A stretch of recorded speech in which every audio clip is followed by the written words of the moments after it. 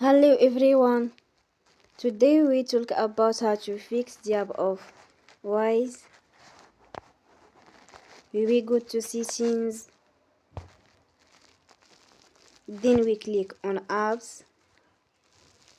After that you will search the app Wise and you will click. Then you will on for stop. After that you will go to storage. Then we click on clear cache. In the end, you will turn off your Wi-Fi and you will turn again. Don't forget to support us by like and subscribe. See you next time and thank you for watching.